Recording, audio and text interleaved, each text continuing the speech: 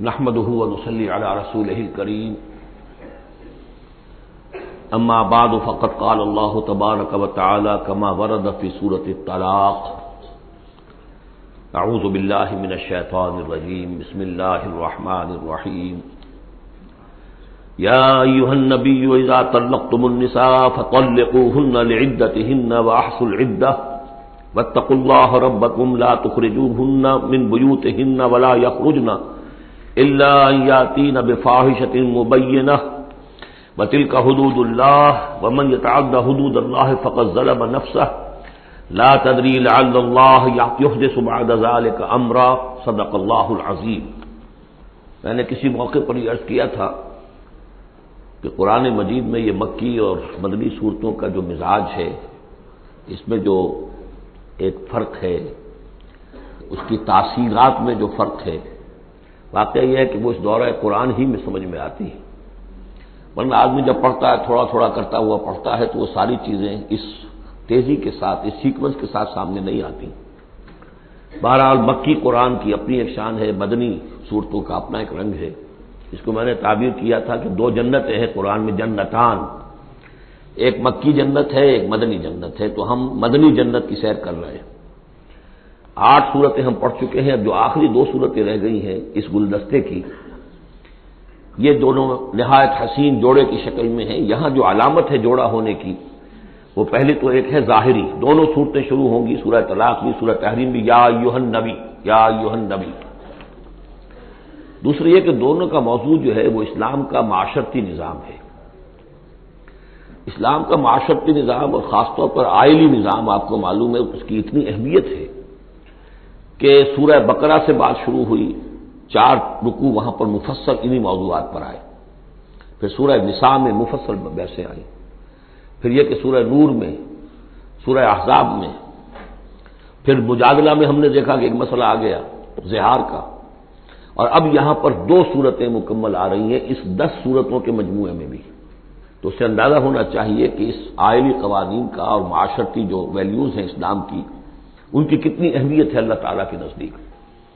ان میں جو 2 جوڑے کے جو یہ 2 فرد ہیں، تو گھریلو زندگی میں 2 امکانی صورتیں پیدا ہوتی ہیں. ایک تو معتدل تو یہ ہے کہ جو اللہ کے حقوق ہیں ان کو فائق رکھا جائے، اس کے نیچے جو اللہ نے حق شوہر پر بیوی کا رکھا ہے وہ بیوی ادا کرے، جو بیوی پر شوہر کا فرض ہے وہ شوہر جو ادا کرے.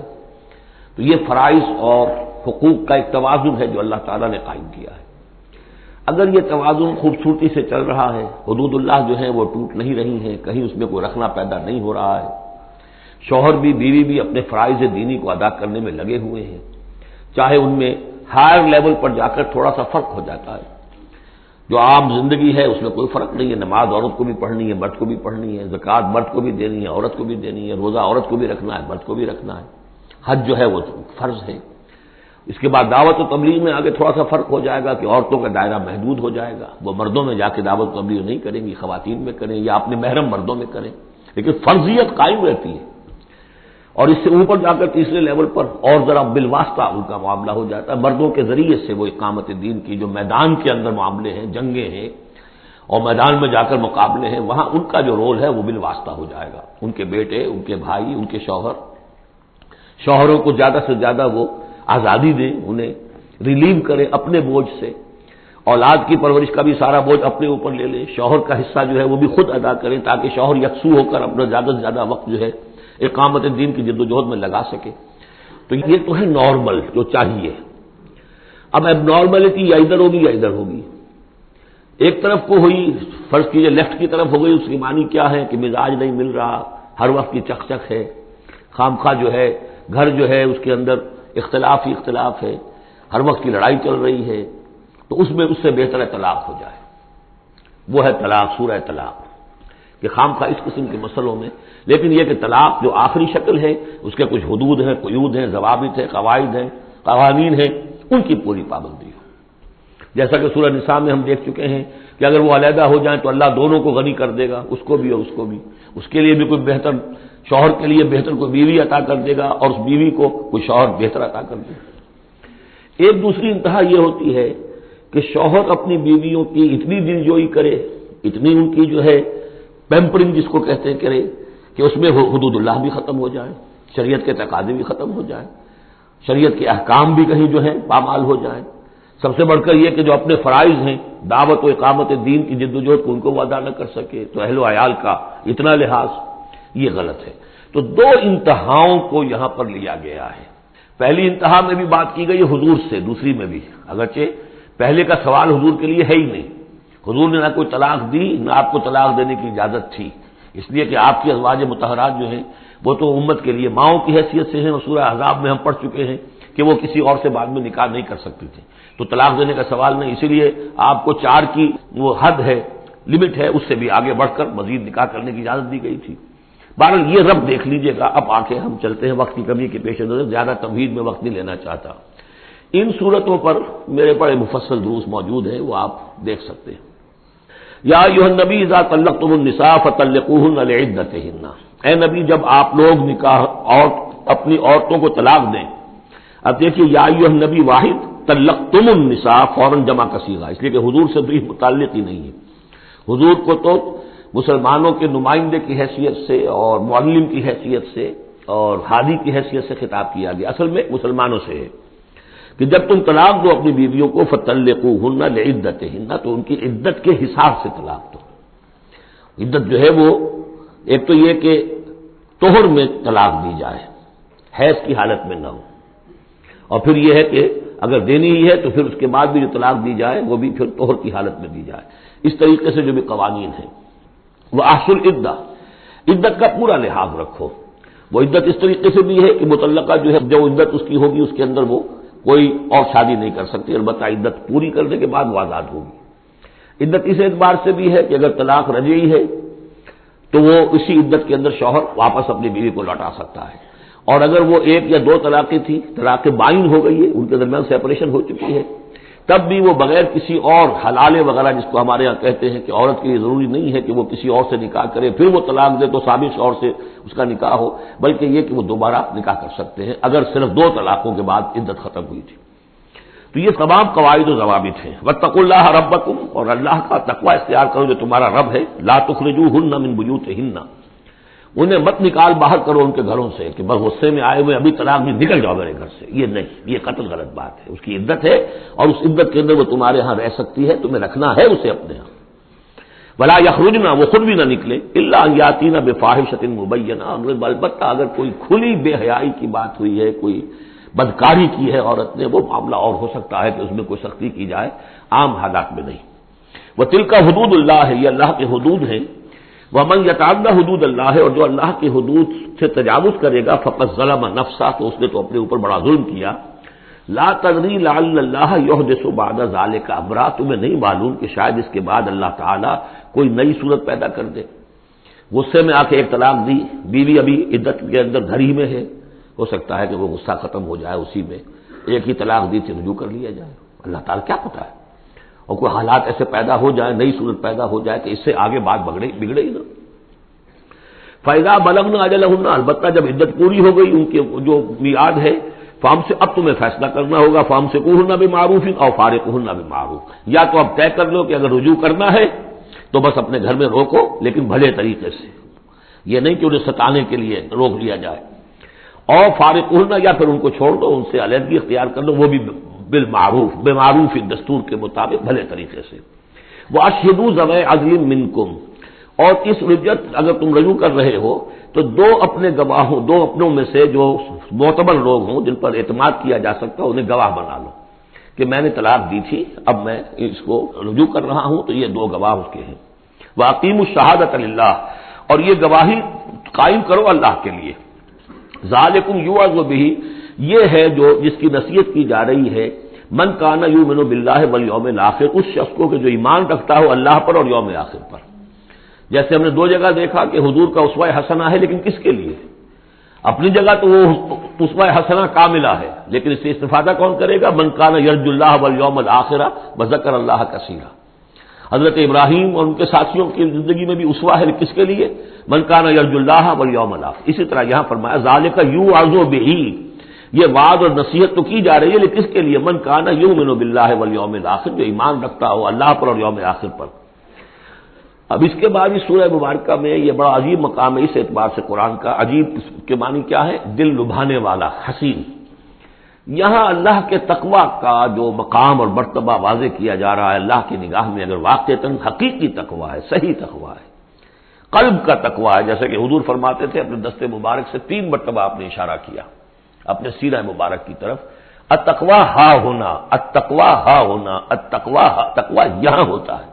دل میں تقوی ہے تو تقوی ہے، باقی لباس اور وضاقت یہ ساری متقیوں کسی بنا لی اور اندر کا معاملہ نہیں ہے تو یہ بہروپ ہے، یہ تقوی نہیں ہے. لیکن حقیقی تقوی ہو تو پھر اس کا کیا مقام ہے؟ اب دیکھیے پہلی بات آ رہی ہے، وَمَن يَتَّقِ اللَّهَ يَجْعَل لَّهُ مَخْرَجًا. جو شخص اللہ کا تقوی اختیار کرے گا اللہ اس کے لیے راستہ پیدا کر دے گا. جہاں بالکل نظر نہیں آئے گا کہ کوئی راستہ، اللہ راستہ پیدا کر دے گا.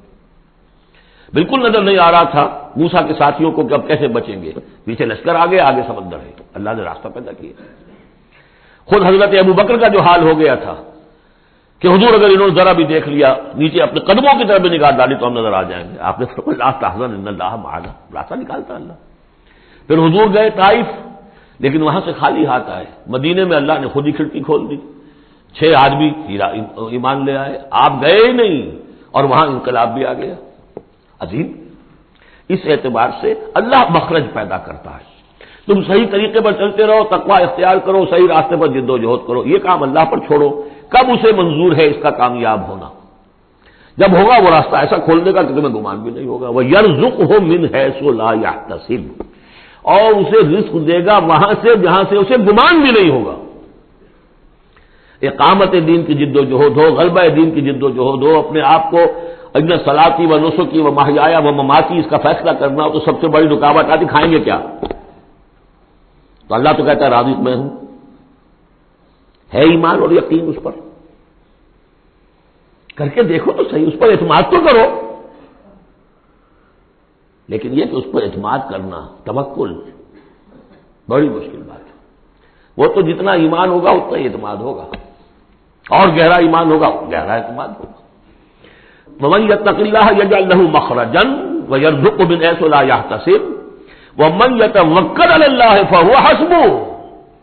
یہ تو ابھی تقوی والے کی بات ہے کہ وہ وہاں سے رزق دے گا جہاں سے اسے ملے گا بھی نہیں، اور جس نے اللہ پر توکل کر لیا تو وہ اس کے لیے بہت کافی ہو جائے گا. توکل کر کے تو دیکھو، حسبہ وہ اس کے لیے کافی ہے. یہاں تک فرمایا ہے حدیث قدسی میں، حدیث میں من کان فی حاجت اخیہ کان اللہ فی حاجتہ. اگر کوئی مسلمان اپنے کسی بھائی کی ضرورت پوری کرنے میں لگ رہا ہے، اپنا وقت صرف کر رہا ہے، اللہ اس کی ضرورت پوری کرنی شروع کر دیتا ہے. فکر ماں در کار ماں آزار ماں، کار ساز ماں بے فکر کار ماں. یہ فارسی شاعری کے اندر یہ دینی حقائق ہے. کار ساز ماں بے فکر کار ماں، میرا کارساز میرے کاموں کی فکر کر رہا ہے، میں نے اپنے آپ کو اس کے کام کے لیے لگا دیا. وہ دنیا میں بھی ذرا سا بھی کوئی شریف انسان ہوگا، آپ اس کے ہو جائیں وہ آپ کو چھوڑ دے گا پھر کہیں؟ شرافت ہو، مروت ہو اس میں. آپ اللہ کے بن کر تو دیکھیے، پھر وہ کارساز ہے. کارساز ماں بے فکر کار ماں، فکر ماں در کار ماں آزار ماں. جب میں اپنے معاملات کی فکر خود کرتا ہوں، کوئی نہ کوئی ٹھوکر کھاتا ہوں، کوئی نہ کوئی غلطی کرتا ہوں، آزار اپنے سر کے اوپر پیدا کر لیتا ہوں. اپنے آپ کو حوالے کرو. اس کا نام ہے تفویض الامر الی اللہ. افوض امری الی اللہ ان اللہ بصیر بالعباد. ان اللہ بالغ امرہ، اللہ تعالیٰ تو اپنا معاملہ تو پورا کر کے ہی رہتا ہے. وہ تو دین کو غالب کرنا ہی ہے. کون اس کے اندر نفع کما گیا، کون محروم رہ گیا، یہ ان کی قسمت ہے. ابو بکر اور عمر اور عثمان اور علی اور عبد الرحمن ابن عوف یہ اپنی بازی جیت گئے. ابو جہل ابو لہب محروم رہ گئے. یہ تو اب ان کا معاملہ ہے. اللہ تو اپنی بات پوری کرا دے گا، اور اس دنیا کے ختم ہونے سے پہلے پورے عرضی پر اللہ کا دین غالب ہوگا. یہ ہونا ہے. دیکھنا یہ ہے کہ تم اس بہتی گنگا میں کو ہاتھ دھونے کو تیار ہو یا نہیں، یا تم محرومین کی فہرست میں اپنے آپ کو لانا چاہتے ہو. بس اپنا تن من دھن لگا دو اس کے اندر. تمہاری ہڈیوں کا چورا ہو کر بھی اس نئی تعمیر کی بنیادوں میں اگر لگ جائے تو بہت بڑی کامیابی ہے. قد جعل اللہ لکل شیء قدرا، بہت عمدہ مقام ہے، اللہ نے ہر چیز کے لیے ایک اندازہ مقرر کیا ہوا ہے، کب اللہ کی مدد آئے گی یہ بھی اس نے طے کیا ہوتا ہے. You have to qualify, pre qualification conditions ہیں، تب مدد آئے گی، یوں نہیں آتی مدد. اپنا سب کچھ لگا دو پھر کہو کہ اللہ میری 15 برس کی کمائی کل میدان میں نے ڈالی ہوئی ہے، 15 برس کی کمائی، دن کی اور رات کی کوششیں ہیں میری، صبح اور شام کی کوششیں ہیں میری، 15 برس وہ میدان میں نے لا کے ڈال دی. تب پکارو اللہ کو. اپنا مال بچا کے رکھنا ہے، اپنی مستقبل کو بھی بچانا ہے، اپنی اولاد کو بھی بچانا ہے، اور اللہ کا دین غالب ہو جائے، کہیں نام لکھا کے کسی جماعت میں شامل ہو کر بڑا تیر مار دیا. گویا کہ اللہ تعالیٰ تو جانتا ہی نہیں کتنی کنٹریبیوشن ہے، کتنا اثار ہے، کتنی قربانی ہے، کتنا وقت ہے، کتنی محنت ہے، اللہ جانتا ہے. باقی اس نے ہر چیز کا ایک اندازہ مقرر کیا ہوا ہے. اب اس کے بعد پھر آ رہا ہے وہی طلاق کا معاملہ. واللائی یئسن من المحیض من نسائکم، اور تمہارے ہاں کی وہ خواتین کے جن کا حیض کا سلسلہ بند ہو چکا ہو، مایوس ہو چکی ہو حیض سے، ان ارتبتم فعدتہن ثلاثۃ اشہر، اگر اس میں کوئی شک بھی ہو تو پھر 3 مہینے عدت ہو جائیں گے. اب حیض تو آ نہیں رہا کہ 3 طہور اور 3 حیض کا کوئی حساب کیا جائے. واللائی لم یحضن، اور وہ ابھی بچپن میں نکاح ہو گیا کیونکہ ہو جاتا تھا، اور ابھی بچی کو جو ہے وہ ابھی ایام شروع ہی نہیں ہوئے ہیں، تو اب ان کی عدت کیسے ہوگی اگر ان کو طلاق دے دی گئی؟ تو ان کے لیے بھی یہ کہ 3 مہینے. وَأُولَاتُ الْأَحْمَالِ أَجَلُهُنَّ أَن يَضَعْنَ حَمْلَهُنَّ، اور جو حاملہ ہوں ان کی پھر عدت یہ ہے کہ وہ وضع حمل ہو جائے، بچے کی پیدائش ہو جائے، اس کے بعد وہ ان کی جو ہے عدت ختم ہوگی. یہ بھی ہو سکتا ہے کہ پورے 8 مہینے لگ جائیں، 9 مہینے لگ جائیں، 4 مہینے ہو، 6 ہو، واللہ اعلم. وَمَن يَتَّقِ اللَّهَ، پھر دیکھیے تقویٰ، وَمَن يَتَّقِ اللَّهَ يَجْعَل لَّهُ مِنْ أَمْرِهِ يُسْرًا، جو اللہ کا تقویٰ اختیار کرتا ہے اللہ اس کے کاموں میں آسانی پیدا کر دیتا. فَسَنُيَسِّرُهُ لِلْيُسْرَىٰ، ذَلِكَ أَمْرُ اللَّهِ أَنزَلَهُ إِلَيْكُمْ، یہ اللہ کا حکم ہے جو اس نے نازل کر دیا ہے تمہاری طرف. اللہ یہ ذمہ داری لے رہا ہے اپنے اوپر. وَمَن يَتَّقِ اللَّهَ يُكَفِّرْ عَنْهُ سَيِّئَاتِهِ، اور جو اللہ کا تقویٰ اختیار کرے گا اللہ تعالیٰ اس کی برائیوں کو، اب یہ آخرت کا معاملہ ہو رہا ہے، اس کی برائیوں کو، اس کے گناہوں کو اس کے نامہ اعمال سے دھو دے گا. وَيُعْظِمْ لَهُ أَجْرًا، اور اس کے لیے بہت بڑا اجر اور ثواب ہے جو عطا کرے گا. اسکنوہن من حیث سکنتم من وجدکم، اب کسی عورت کو طلاق دی ہے، ایک طلاق دی ہے، عدت میں رکھنا ہے گھر میں، وہ پہلے آ چکا ہے، لیکن گھر میں ایسا نہ ہو کہ کہیں کسی ملازمہ کی کوٹڑی میں ڈال دو اس کو. اسکنوہن من حیث سکنتم، وہیں رکھو جہاں تم رہتے ہو، من وجدکم، جو بھی تمہاری جو مقدور ہے اس کے مطابق، اسی سٹیٹس کے ساتھ. ولا تضاروہن لتضیقوا علیہن، اور انہیں کوئی تکلیف نہ پہنچاؤ کہ ان پر تنگی کر دو کہ وہ خود ہی جلدی سے روانہ ہو جائیں، گھر چھوڑ کے نکلنے پہ مجبور ہو جائیں. وَإِن كُنَّ أُولَاتِ حَمْلٍ، اور اگر وہ حاملہ ہوں، فَأَنفِقُوا عَلَيْهِنَّ، تو اب ان کے اوپر خرچ کرو، ان کا دان نفقہ وہ تمہارے ذمے ہے. حَتَّى يَضَعْنَ حَمْلَهُنَّ، یہاں تک کہ پھر وہ واضح حمل سے فارغ ہو جائیں. فَإِنْ أَرْضَعْنَ لَكُمْ، پھر اگر وہ تمہارے لیے، تمہارے بچہ تو تمہارا ہے، اس کو اگر دودھ پلاتی ہیں، فَآتُوهُنَّ أُجُورَهُنَّ، تو انہیں ان کا اجر اور ان کا بدلہ عطا کرو. وَاعْتَمِرُوا بَيْنَكُم بِمَعْرُوفٍ، اور آپس میں مشورہ کر لیا کرو بڑے بھلے طریقے سے. اگر طلاق بھی ہو گئی کوئی بات نہیں، انسان تو ہے نا، انسانی سطح پر، اب شوہر بیوی نہیں رہے لیکن انسان تو ہے، انسانی سطح کے اوپر بات کر لی جائے. وَاعْتَمِرُوا بَيْنَكُم بِمَعْرُوفٍ وَإِن تَعَاصَرْتُمْ، اور اگر کہیں ایسی زدم زدہ ہو جائے کہ بیوی کہ میں تو دودھ نہیں پلاتی یا کوئی اور مسئلہ ہو، فَسَتُرْضِعُ لَهُ أُخْرَىٰ، تو پھر کوئی اور عورت جو ہے اس کو دودھ پلائے. لِيُنْفِقْ ذُو سَعَةٍ مِّن سَعَتِهِ، اب اس تمام معاملے میں جو بھی شوہر ہے وہ خرچ کرے، جو وسعت والا ہے وہ اپنی وسعت کے مطابق خرچ کرے، جو اس کا بھی سطح اللہ نے اسے دی ہے اس کے مطابق.